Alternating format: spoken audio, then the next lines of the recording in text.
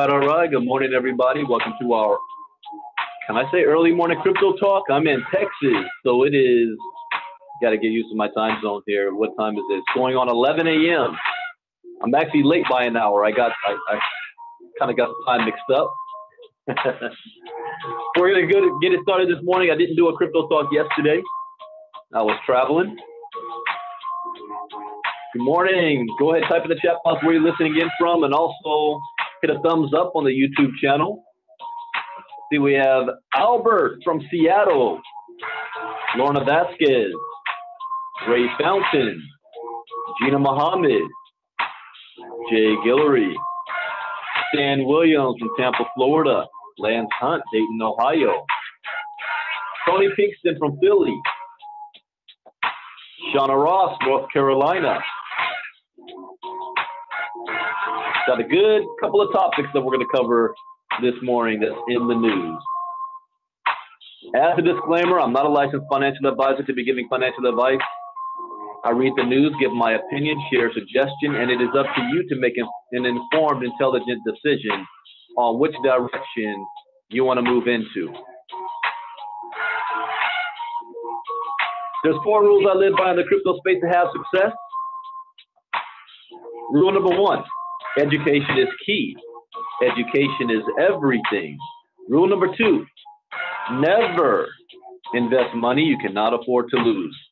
Rule number 3, where do you see yourself in 3 months, 6 months, and a year from, Rule number 3, always get your return on investment back as fast as possible.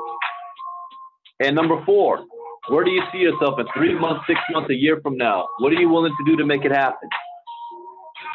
Find a vehicle, make a decision, take action, and remain focused. Do not get distracted. Now, this is not going to guarantee you success, but it will at least minimize your risk. And that, ladies and gentlemen, is the most that we can ask for. All right, let me get things started. People are hitting me up right now because I'm doing this at the wrong time than I normally. One set, Peter. Doing live crypto talk. All right. And I need to turn on screen share.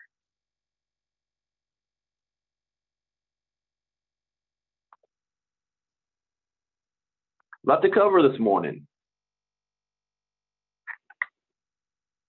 Interesting news. So first up, I need to pull this up.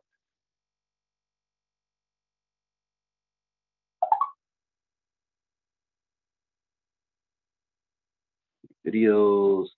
I'm live right now. Here we go.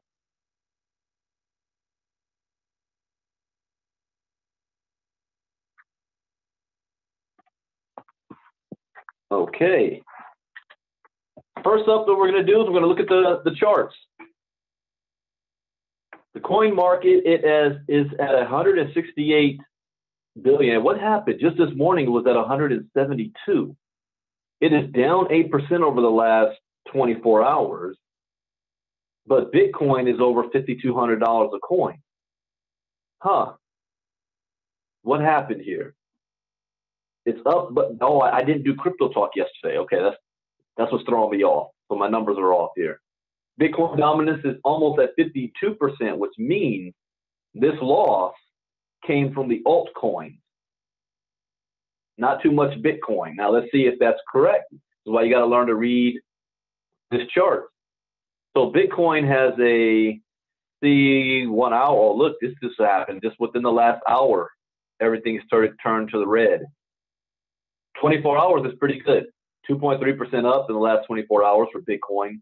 Ethereum 1.1%, Ripple 3.1%. But over the last hour, this is how fast things can change. Over the last hour, it's down. Bitcoin down 1.5%, Ethereum 2.1, Ripple 2.5, 2.7 EOS. So we're on a downward trend. Look at the whole chart. I don't know what's going on right now. So something happened within the past hour that's making everything drop. Look at this, the past hour. Crypto.com chain is down almost 10%. So any news happen I haven't heard of yet, but it is going on right now. Let's see, the best performers of the last 24 hours is Engine Coin. Remember we talked about that one. Now, over the last 7 days, it's down almost 20%. For the last 24 hours, it is up 15%. So they're had a run. Let's see, Komodo, Polo. But even though all of these that were up, they're down over the past hour. So a major correction's taking place right now. We'll see if this is going to be a soft bounce or a new trend. You want to keep an eye on this. Worst performers: Lambda Coin, Ultrain, Nash Exchange, Maker, number 21 coin. Bitcoin Cash is down 2%. Dogecoin. Now, there's been news this week of Bitcoin SV because of Craig Wright and Satoshi, or his being delisted from all the exchanges. Oh, wait, look at this. What just happened here? We just had another correction.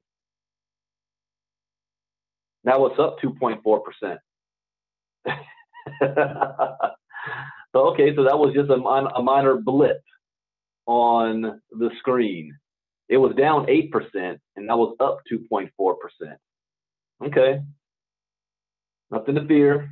Everything's okay. Where's Bitcoin SV?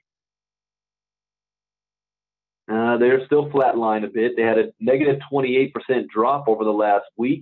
And why? Because we know the news. We know the news. I thought my screen was refreshed.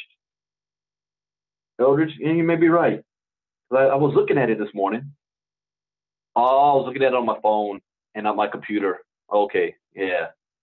My phone just need to be refreshed. So let me take a quick glance at this again. So we have 177 billion, up 2.4%, 51.8% dominance. That's still there. All right. Oh, we're good. 5,201. Yeah. So there was a change within the last hour. All right, let's take a look at some news. First up, the Winklevoss twins. You know what? This is all bullish. I want to go on let's talk about what happened with Kraken first. No, not. I got to go back to ccn.com. Kraken news. I think Craig Wright bit off more than he can chew this time around. So I'll put this link in the chat box. Crypto exchange Kraken takes a cue from Binance and delists Bitcoin SV. So if you saw this when it first started, that was the time you might want to have sold your Bitcoin SV. Then it went through a 28% drop. But let's see. It started with Binance. What's going on now? Add Jesse Powell to the chorus of crypto exchanges CEOs who are done with Craig Wright's games. And you have to understand. I don't blame them. Craig Wright's the reason why Bitcoin dropped from 6,000 to 3,000 last November. So they're tired of his games now. San Francisco-based crypto exchange Kraken has announced that it will be delisting Bitcoin SV, following in the trend-setting footsteps of Binance and later Shapeshift. Kraken has been engaging with this community about it ever since Binance CEO Zhao, or we call him CZ, got the ball rolling earlier in the week. In an online poll, nearly 3/4 of Kraken's followers voted in favor of delisting Bitcoin SV, while more than 1/5 of tens of thousands of voters said they didn't care. Kraken responded, revealing that the last day for trading Bitcoin SV would be May 1st, while withdrawals will continue until May 15th. The people have spoken. Kraken is delisting Bitcoin SV. I guarantee you it was people that already sold their coins. You know, why would you vote to delist something and you're holding a whole lot of it? You're shooting yourself in the foot. Kraken is one of the first couple of crypto exchanges to take CZ's challenge and do the right thing. Shapeshift CEO Eric Voorhees didn't waste any time, revealing on April 15th that Shapeshift would be rid of Bitcoin SV within 48 hours. If you ask CZ, he could have told you that it was just a matter of time before Powell pulled the BSV plug, tweeting that the crypto industry is tighter and stronger than you think. Tainted Bitcoin SV. This is probably one of the last points you want to hold on to right now. Craig Wright ostracized himself from the rest of the crypto community several times over. Not only did he claim to be Satoshi Nakamoto, which everyone knew was a lie, but he threatened to sue anyone who called him out for the fraud. Kraken had enough, saying in the announcement, over the last few months, the team behind Bitcoin SV have engaged in behavior completely antithetical to everything we at Kraken and the wider crypto community stands for. It started with fraudulent claims, escalating to threats and legal action, with the BSV team suing a number of people speaking out against them. The threats made last week to individual members of the community were the last straw. Among those who made Wright's hit list was Peter McCormick of the What Bitcoin Did podcast. McCormick is keeping tabs on which exchanges and wallets join the fight against Wright. So far, these exchanges have delisted BSV, Binance, Shapeshift, Blockchain, Seto Wallet, Phantasma Chain, Bittylicious. Bittylicious? I've never heard of that. More to come. Winklevoss chimes in on Bitcoin SV saga. Perhaps those enjoying the turn of events at the expense of Craig Wright the most are those crypto trading platforms that avoided Bitcoin SV to begin with. CCN reported earlier today that eToro managed to avoid the drama, but they weren't alone. Gemini's Tyler Winklevoss reminded his followers of the exchange's prescience in the matter. According to CoinMarketCap, Kraken supported BSV in the BSV Euro pair and the BSV USD pair, BSV and BTC pairs. Meanwhile, the Bitcoin SV price has shed 5% in the last 24 hours. Based on the pace of delistings, the declines could be just the beginning. All right, got that one out the way. Here's I like this one because I'm going to be reading a couple other positive articles here. But Max Kaiser, economists look really stupid when challenging Bitcoin. So for those of you that are always dealing with people who don't understand Bitcoin, yet they want to blast it and say it's not real and it's fake and it's a scam, pay close attention to this one. Let's see, we got Peter Blackwell, Patty Moore from Hawaii, Cynthia Hollerback, Omar Jarrett, Eldridge, welcome, welcome. Okay. Max Kaiser is one of the earliest mainstream media proponents of Bitcoin. He has consistently preached the values of Bitcoin as a path to individual financial sovereignty. In a recent episode of the Kaiser Report, his show on RT.com, Kaiser starts out by saying he will be speaking at an upcoming Bitcoin event. He then proceeded to explain what you need to understand, saying, Bitcoin is on its own journey, And it has a way of making people who challenge it look really stupid. In the Bitcoin space, of course, you have Craig Wright, you had Roger Ver, you had Mike Hearn, these type of people who suffer from Bitcoin derangement syndrome. Now, in the past couple of years, you've got Nouriel Roubini, Paul Krugman, and a few others that are in mainstream economics who are looking really stupid because they never took the time to investigate what Bitcoin is all about. This was in response to his co-host, Stacy Herbert, who pointed out that Bitcoin had recently spiked, seemingly in direct response to the Federal Reserve's stance on rate hikes. For those who haven't been paying attention, low interest rates may be here to stay at least until 2020. Kaiser went on to say that he believes a state actor will soon be mining Bitcoin for strategic reserve purposes. Oh, what was it? Maybe 3 or 4 days ago. What did I say when we covered North Korea? That North Korea has made over $700 million by stealing Bitcoin. And I made a statement. I said that I don't understand why the United States, and they may be doing this, we just don't know about it, does not have an operation right now that is just massively storing and gathering as much Bitcoin and crypto coins as possible and storing them, putting them, like you would gold. I don't understand why that's not a state-sponsored event. That's only smart. What did Russia do last year? They dumped 90% of their U.S. debt, and then they started stockpiling gold, like they're preparing for something. This is exactly what you as an individual should be doing for your own household.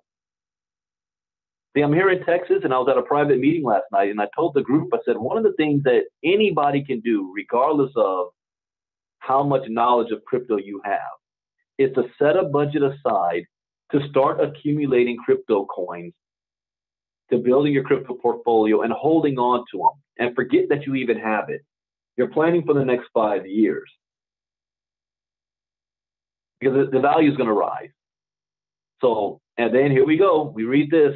It says, soon, a state actor will be mining Bitcoin for strategic reserve purposes. It believes that countries will soon compete for hash power in an effort to control the Bitcoin network. Wow, that's the next stage. Right now, you've got individual, it started off how mining started with people who had powerful gaming computers, and they converted their gaming computers to mine Bitcoin. And one home computer can mine like 10,000 Bitcoin back in 2009 and 10. And then as it started to gain steam, you need one individual might have 10 mining machines or computers converted to mining rigs in their home. Then you had professional machines starting to be created, and you had the S9 miners and stuff like that. Then you had corporations mining in groups because it was no longer profitable for one individual to try to mine Bitcoin by themselves. So now you had groups starting, corporations. But the next evolution of that is, what if you start having countries themselves, state-backed mining taking place? You can't compete with them. Like the United States would have unlimited resources. They can decide, we're going to the Hoover Dam and converting the whole thing to use that electricity to mine Bitcoin. They can do it. China can do it. Russia can do it. Russia in 2017 has 2 locations where, we're talking land that's not really used, that is specifically being experimented for as crypto communities and mining Ethereum. They started that in 2017. Things are about to pick up. The hash wars will be played out on a state level, and that's what will take us to new all-time highs. Wow. The view is somewhat radical from a crypto perspective. If the majority of hash power is controlled by state actors, would the people who secured the Bitcoin network financially for so many years have such an interest in it? Their interest and decision to sell or not to sell, for what it's worth, create what we perceive as the Bitcoin price. Would state-mined BTC retain the same interest? That's a good question. Even though Bitcoin's designed that nobody actually controls it, those who are mining it do have somewhat of a power on the direction of it. Do we want state control to have that type of power? It's a good question. A huge factor in many people's interest in crypto is its sovereignty from government control. It's conceivable that states would quickly try to seize a majority hash rate in an effort to control the Bitcoin network, reshaping the rules of consensus. Herbert brought the subject back to the Federal Reserve's minutes, pointing out that this was perhaps the first time Bitcoin had responded in quite so similar a way as gold. Both gold and Bitcoin spiked on the news and both deflated the following day. She said a common trope is don't fight the Fed. If you simplistically trade on negative news from the Fed, you are likely to lose your bets long term. I said to the group last night, no, I think this was over dinner yesterday, I was telling Steve, if MSNBC, Bloomberg, Fox Business, whatever they say about crypto, do the opposite, and history shows you would be 95% correct. If you follow what they say, you're going to lose 95% of the time. That's what he's saying here. You trade on negative news from the Fed, you're likely to lose your bets long term. Although, if you were long up to 5,400 that particular day, you made some money. But if you thought what amounts to a footnote would push Bitcoin a lot further than that, well, hopefully you realize your error before it was too late. Kaiser, the eternal Bitcoin bull, has a specific line of thinking about how Bitcoin will reach his old prediction of $100,000 per unit. Governments will take a more active role in it, and speculation will push higher and higher. Will this actually be how it happens? Again, it's quite questionable whether or not Bitcoin could sustain the same level of interest from people if it became the domain of government. A new asset might emerge to usurp the money, perhaps a privacy coin or a smart contract platform. Then again, Kaiser could be right. He's certainly been right before. And on that note, an article popped up on a different network today about the IMF. The IMF stands for the International Monetary Fund. They've been crying out warnings about the crypto industry and that banks should start to adapt for the last 4 years now. They've been watching this closely. And they're also prepared to tell the world that the United States dollar will no longer be the world's currency. So take a look at this. IMF and World Bank launch own crypto? Now, Jamie Dimon already attempted this with Chase Bank. What is the IMF and the World Bank doing? So in a recent report from the Financial Times, it's proposing that the International Monetary Fund and the World Bank have jointly developed a private blockchain for future experimentation and exploration of the technology. What's more, the two actors have reportedly already launched a coin, which seems very much like a cryptocurrency in everything but name. Really. This report first broke in April 12th. This is my first time hearing about it. Today is the 17th. And suggests the IMF and the World Bank have launched a so-called learning coin, which is based on their private blockchain. Although this asset class seems eerily similar to a cryptocurrency, the Financial Times made sure to stress that this is not the case. Furthermore, the learning coin is also said to lack a money value. For now, they're doing a huge test. This comes as both the IMF and the World Bank are said to be interested in investigating the possibilities and particulars of blockchain technology and related applications. An article reporting on the matter specifically noted that the learning coin was developed in order to better understand the technologies that underlie crypto assets. Now, the other day I was at USC, the book fair festival. When was that? Sunday. And I did a Facebook Live talking about, I'm going to explain in layman's terms, what is Bitcoin and cryptocurrencies and why we should want to be involved. And then I said, I'm going to do another Facebook Live, and the topic is going to be the technology that creates it. See, Bitcoin and cryptocurrency is a reward for creating the blockchain. So I'm going to do a Facebook Live on what is the blockchain. You know what? Depending on how late I get back tonight, I might do that tonight. Because I might get back, I don't know, maybe about 10 o'clock or so. So that's 10 o'clock here. That's 11 p.m. Eastern. That's 8 p.m. Pacific time. So I might, if I get back in time, I'll do that tonight. But anyways, they want to better understand the technologies that underlie crypto assets. In addition to this, an application will reportedly accompany the use of the learning coin. This application is said to act as a hub of sorts for research, blogs, presentations, and videos.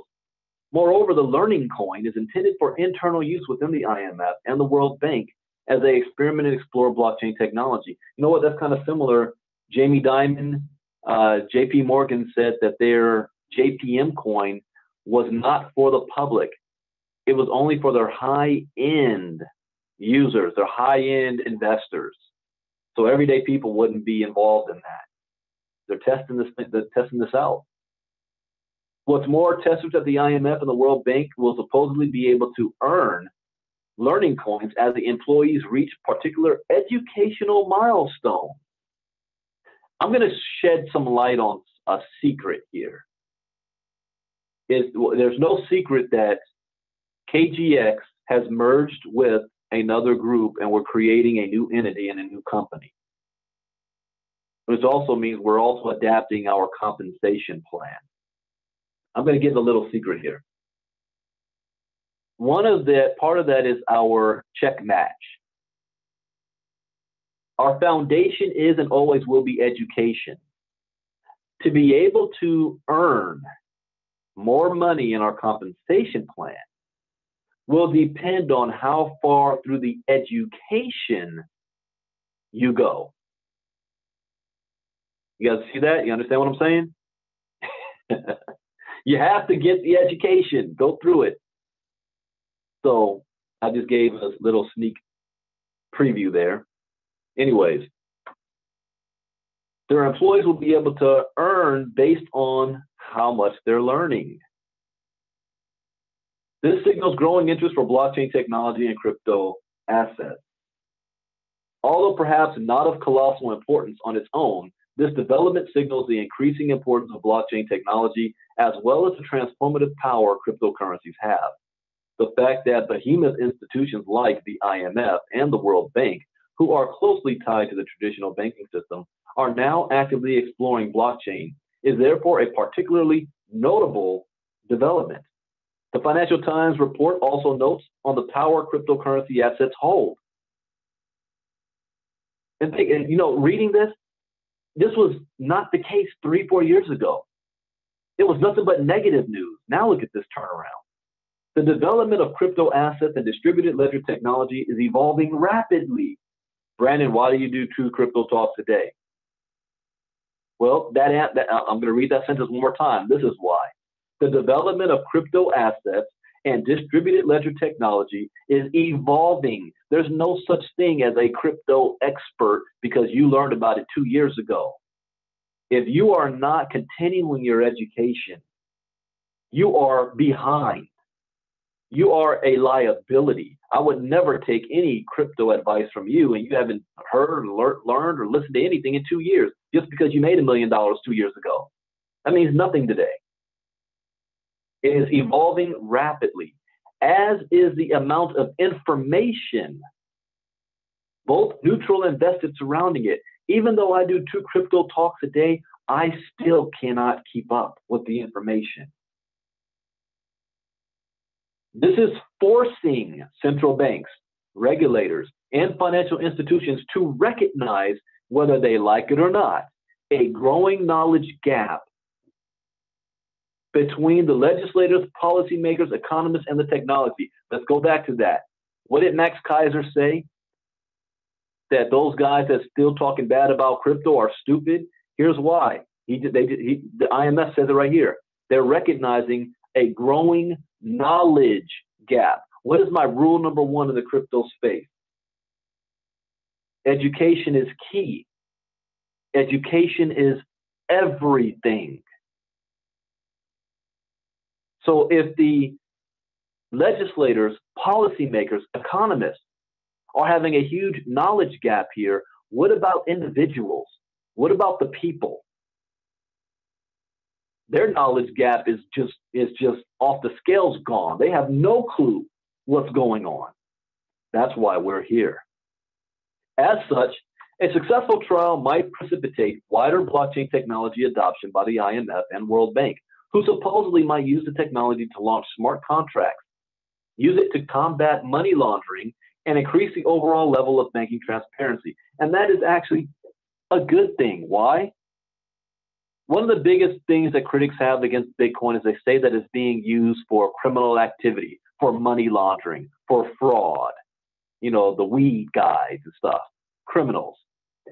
However, just one bank branch, what was it, in Spain, had more money laundering in 1 year than the entire crypto market cap. They did over $200 billion in money laundering. One branch, not the entire bank, one branch. What is the crypto market cap right now of all coins? 177 billion.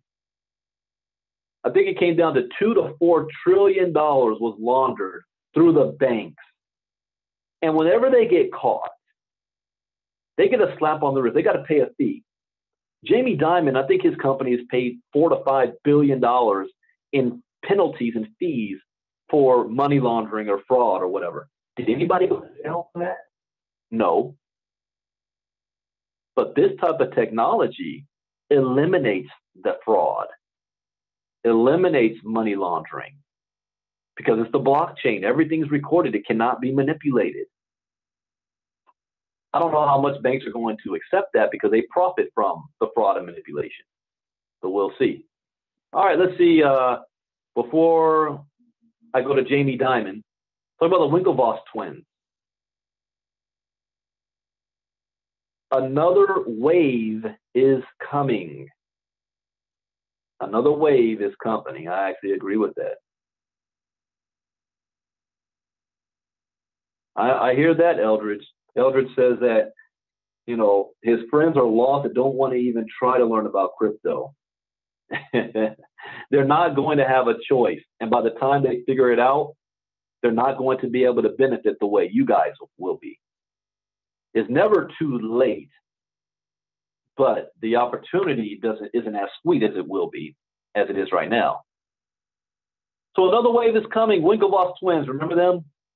Helped start Facebook, or in some circles, they're the creators of Facebook, and Mark Zuckerberg stole it from them. They invested $11 million in Bitcoin and became billionaires because of it.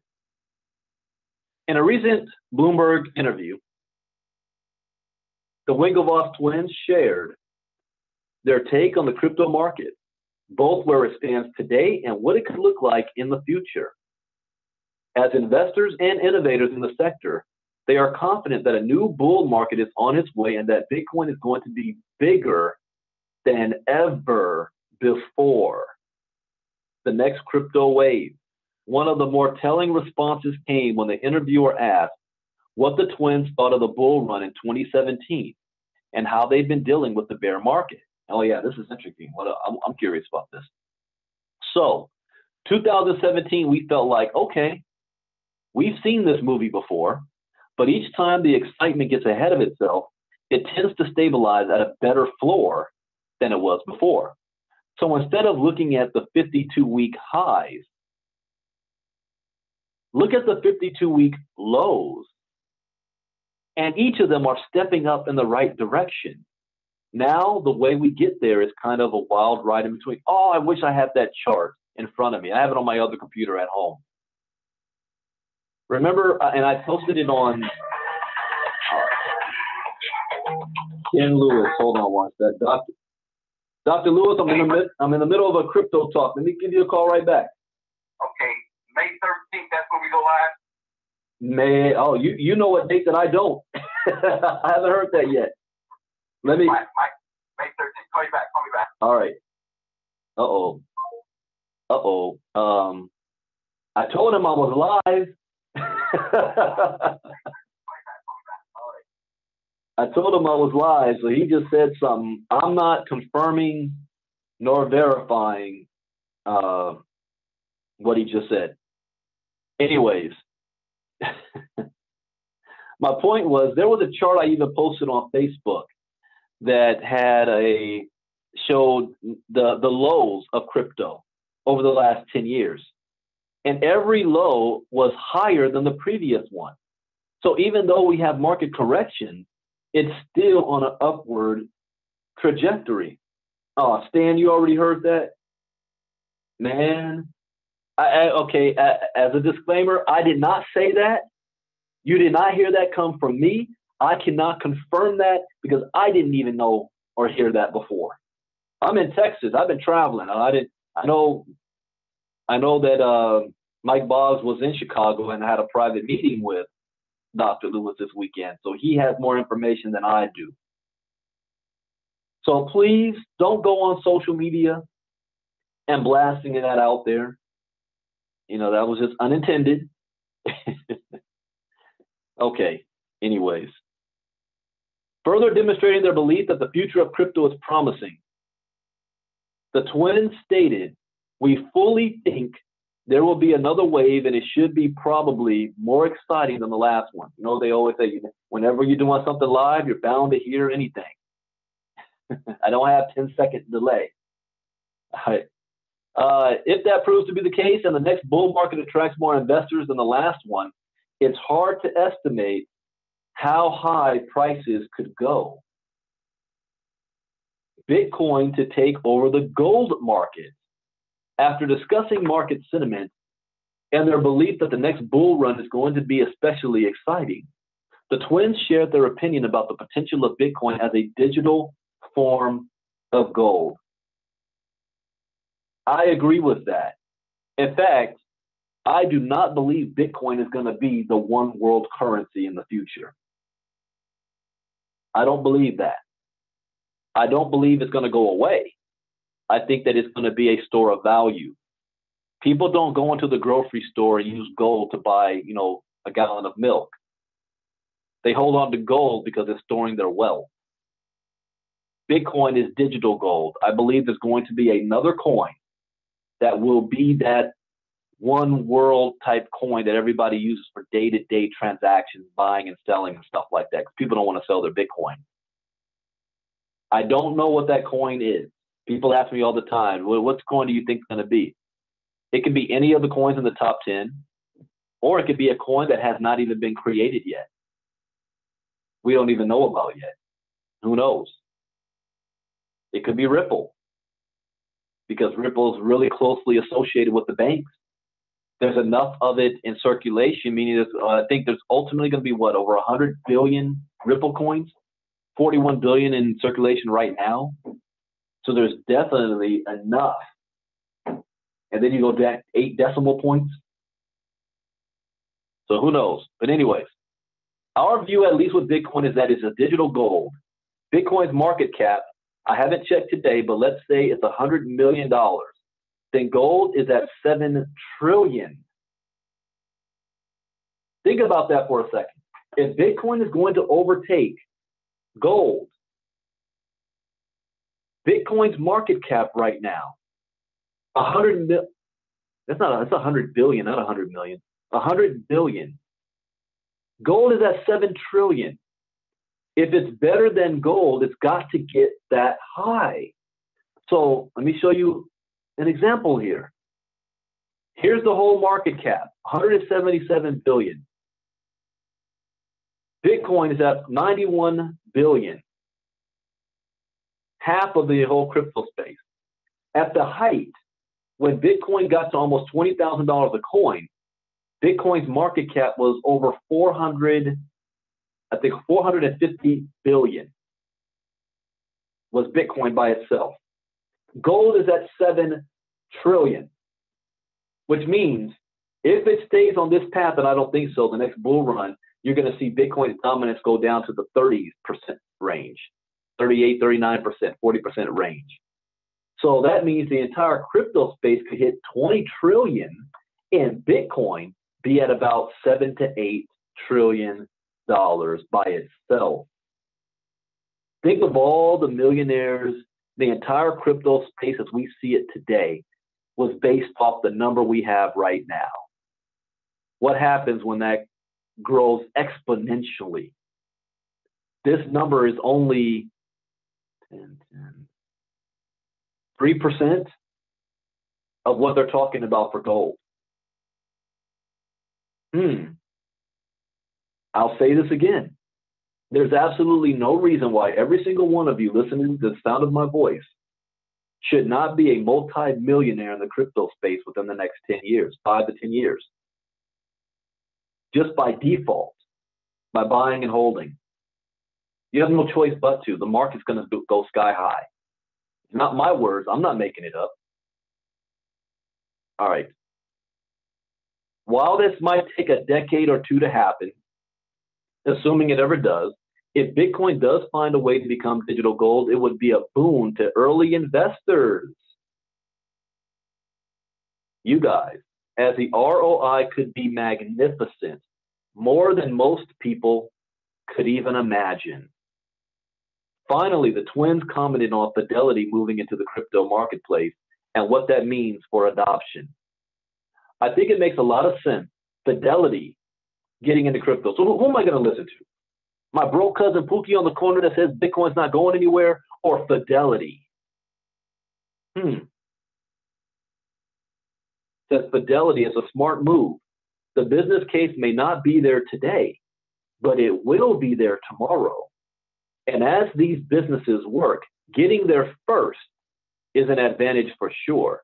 I think a lot of Wall Street got really close in 2017 and were about to take the plunge, but ended up backing away.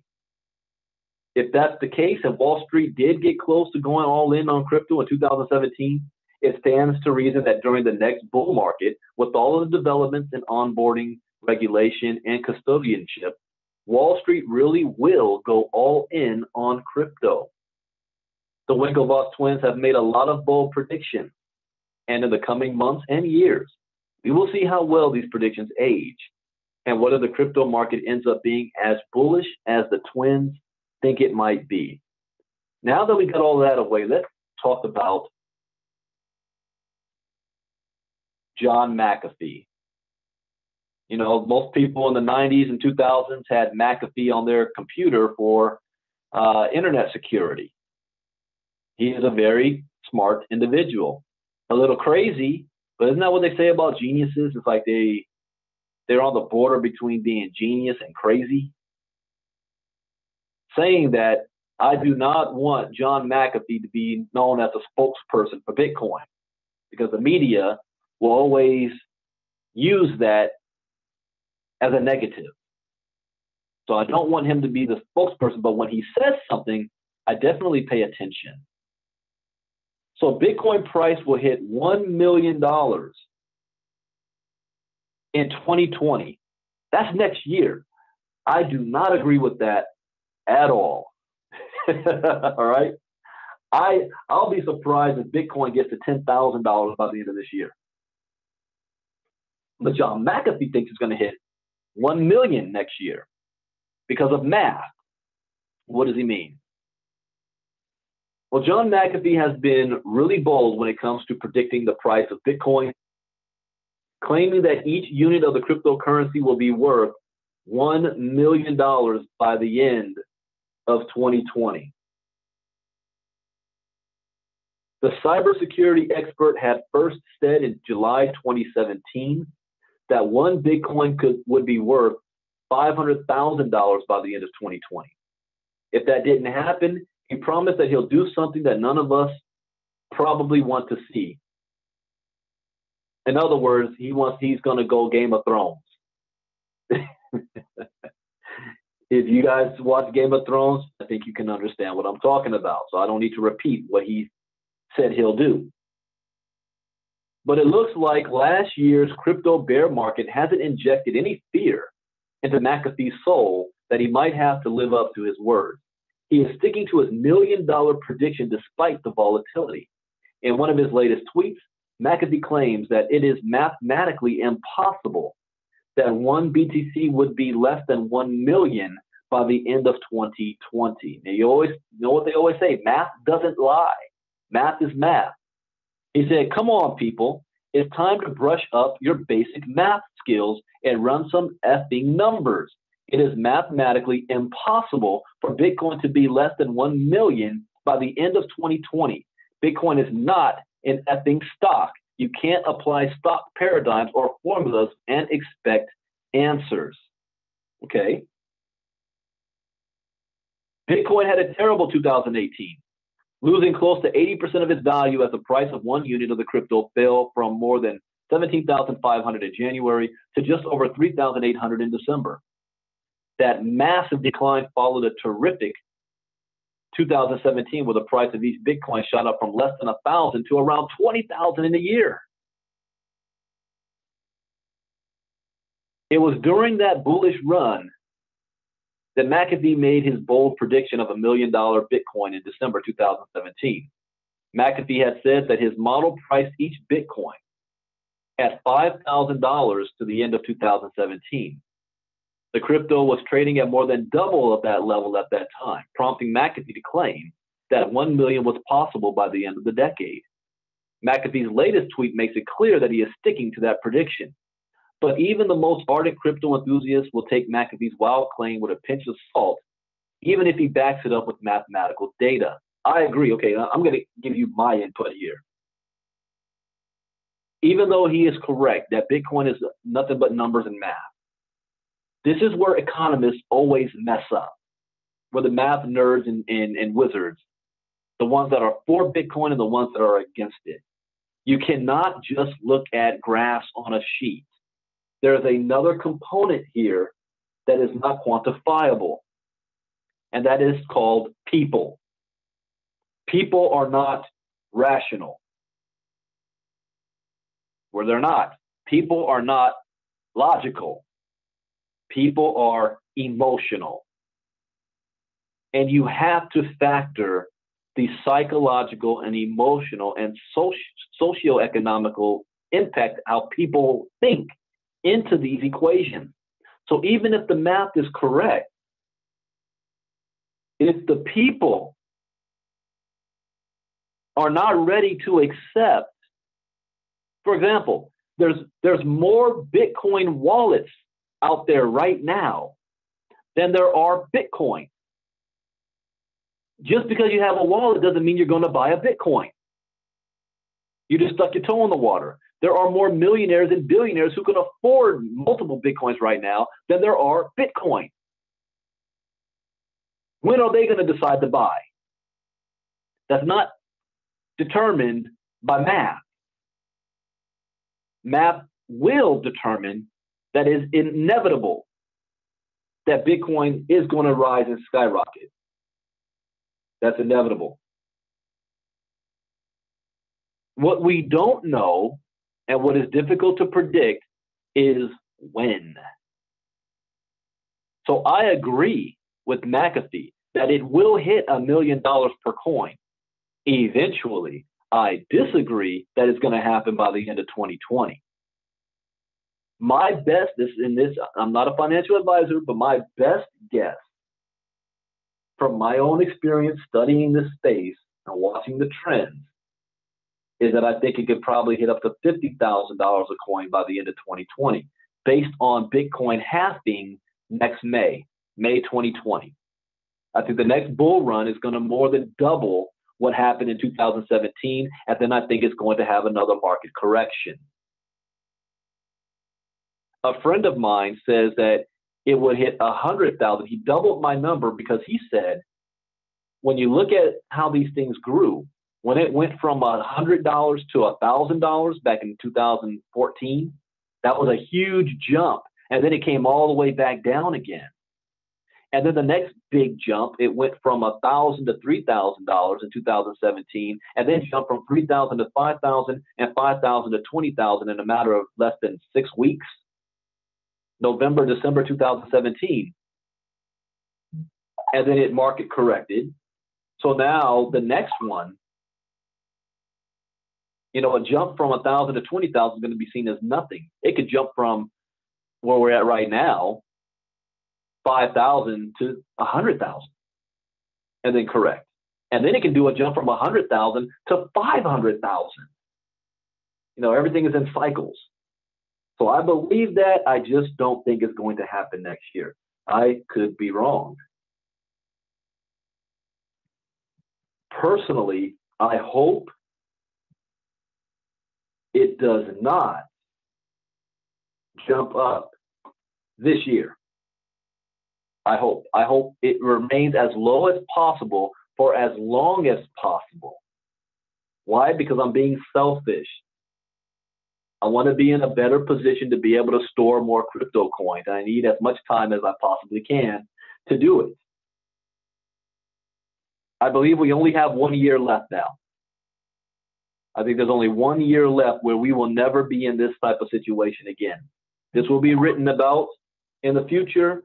You will have people that say, hey, I wish I took advantage of this back in 2018 and 19 when Bitcoin dropped from the 20,000 range. I wish I would have went in and got some.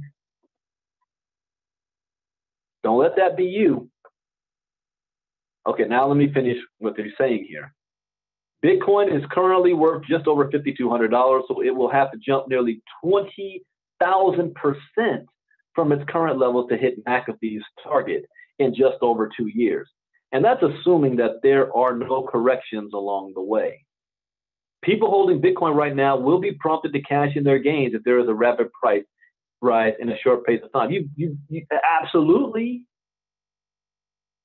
I have my own personal goals on this.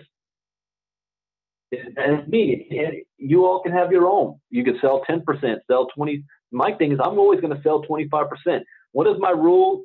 Number 3, always get your return on investment back as possible and always get profits. Take your profits. That's why we're here. Don't say, I'm not going to sell a single one because it might hit $10 million one day. What if it doesn't? You could have cashed out at $5 million, but you don't have to cash out everything. Just be smart about this, where education is key. So anyways, if we go back to 2017, the price of Bitcoin jumped just over 20 times in the span of a year before crashing down. Though one executive believes that the $20,000 price was an anomaly. No, it wasn't. It wasn't. I believe that the real price of Bitcoin right now is about $14,000. That's its worth. The market's being manipulated. That's holding the price down. So it won't be surprising if the $1 million Bitcoin prediction turns out to be a wild fantasy by the end of 2020. Maybe by the end of 2030. But that hasn't stopped a few others from joining the bandwagon. According to Wences Cesaris, CEO of Zappo and a director at PayPal, Bitcoin will be worth more than $1 million in the next 7 to 10 years. Are you guys hearing this? This isn't, Bubba down the street talking about this. The CEO of Zappo and he's a director at PayPal talking about in the next 7 to 10 years, more than $1 million. Cesaris states that there is at least a 50% chance that his opinion might succeed. So he is not as bullish as McAfee. You know what I do? Whenever I hear stuff like this, I go by, what is a worst case scenario? Worst case scenario. What if it doesn't hit $1 million? And it only does 10% of what the experts are predicting it to do. Would you be okay with Bitcoin being worth $100,000 a coin? Would that change your life? And don't get me wrong, Jay. When I say cash in, I'm not talking about cash out and go, you got fiat money. I'm talking about take profit out that you're able to now enjoy, to buy your house, to pay off your debt, to be able to take the vacations you want, send your kids to school, get the cars that you want, live life. It takes resources to do so. So Cesar's prediction is driven by the success of Bitcoin and how the cryptocurrency could be adopted globally in the long run.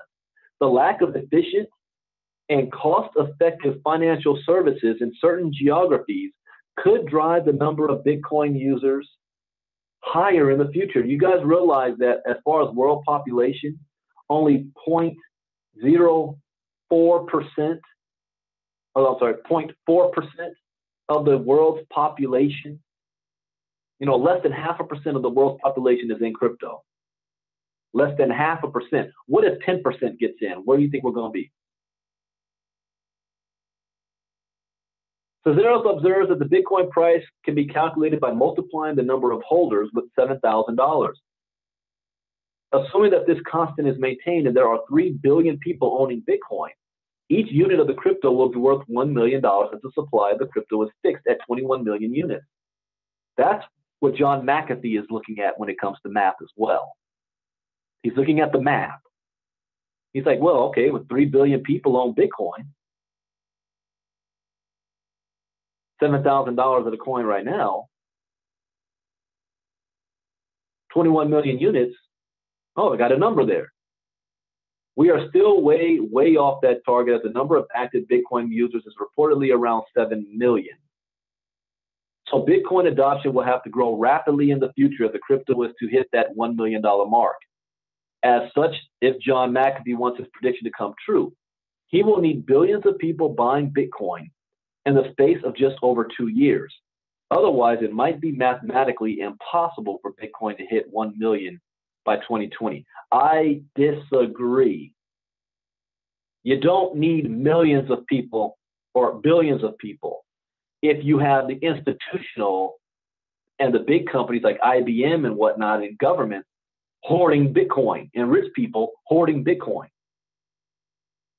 You don't need billions of people.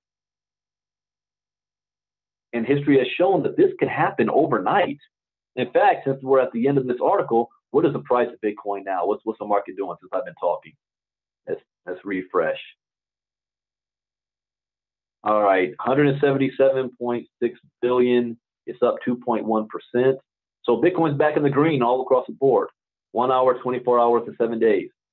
52.12. So it's gone up. It was like 52.06 earlier. Gone up a couple of bucks. Ethereum, that's flatline. EOS flatline. Bitcoin Cash flatline. Any coins that's having a run right now over the past hour? PIVX, Dent, BBOX token, Saya coin, Red coin, and as education is important, even if you do not want to become a day trader, you should at least know how to. I do not want to be looking at charts all day long and spending my time doing that. I'd rather pay an AI bot to do it for me. But I know how to. So you want to be able to read these. And when I first started in this space, this looked like Greek. I didn't know what these numbers meant, these letters meant, what all this means. Now I look at it and it's telling me a story. I can just read this every morning and I know what the entire, if I don't even need to look at all this, just this line here, and I know what the market's doing. Get your education. It is priceless. So that is it for Crypto Talk for today. I'm about to head out in an hour or so. I have some lunch meetings with people here in Austin. We're doing a private meeting tonight at 7 p.m. at Dan's home here in Austin. And depending on what time I come back, I'll do a Facebook Live. I'll have the camera on. I'll do it in my hotel room. And we will talk about what is the blockchain. What is a blockchain? It is one of our lessons in our education, but I'm gonna do it in layman's terms, so like someone like my mom can understand. So that might be tonight at either, if we go at 7, probably best would be at 11 p.m. Eastern, because I may get back to the hotel about 10 p.m. Texas time. All right, everybody, have a great day. Make it profitable. Make it productive. And do not repeat what you heard earlier. those of you that were on. Please do not repeat that publicly because that has not been confirmed. That was the first I ever heard of it. But there are people that have more information than I do. I have not been debriefed yet. So with that, have a great day. God bless. Bitcoin Brandon out. Bye-bye.